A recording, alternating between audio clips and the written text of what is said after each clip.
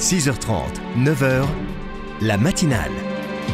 Et nous retrouvons Isabelle de Gomin, rédactrice en chef au quotidien La Croix. Isabelle, bonjour. Bonjour Stéphanie. Et ce matin, une conviction, les questions bioéthiques sont bien des questions politiques. Oui Stéphanie, j'ai envie de dire qu'enfin on débat de la réforme des lois de bioéthique. La semaine dernière, de mardi à vendredi, la mission bioéthique de l'Assemblée nationale a examiné le projet de loi de bioéthique et a passé au crible 2000 amendements déposés.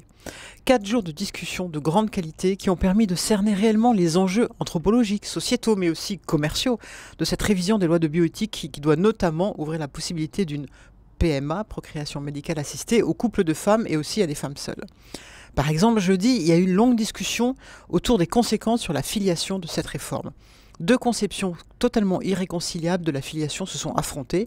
L'une fondée sur la volonté, en disant que les parents sont des parents d'intention. L'autre, au contraire, accordant une importance primordiale au biologique, en particulier à la mère qui accouche. Nos idées sont clairement antagonistes aux vôtres, a lancé ainsi Annie Genevard, les Républicains, à son collègue Guillaume Chiche, République En Marche. Ce qui me frappe, c'est qu'enfin on a le sentiment d'être entré dans une vraie discussion sur le fond.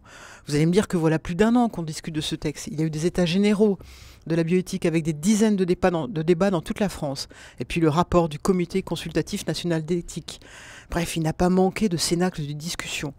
Sauf que, alors que ces consultations auraient dû, selon les mots du président Macron, construire un débat apaisé, eh ben justement, il n'y a pas eu de débat. Les états généraux ont été des sortes de boîtes à paroles où chacun des camps s'exprimait dans son couloir de nage sans que jamais on ne cherche à fabriquer du consensus, sans qu'il n'y ait une vraie rencontre et un vrai affrontement.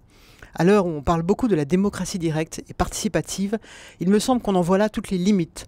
La participation, ce n'est pas seulement de donner la parole à tout le monde, c'est aussi de fabriquer ensemble une décision. En revanche, depuis une semaine, les députés font leur boulot. Ils pèsent le pour et le contre, ils s'affrontent sur le fond des choses. On voit l'une des fonctions des débats parlementaires, traduire des enjeux qui semblent techniques en termes humains et sociétaux.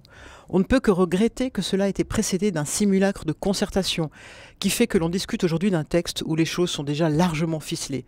Il aurait fallu dès le début un véritable débat de politique publique, au sens noble du terme, et non cette pseudo-consultation où seuls les experts et les militants de chaque camp ont parlé.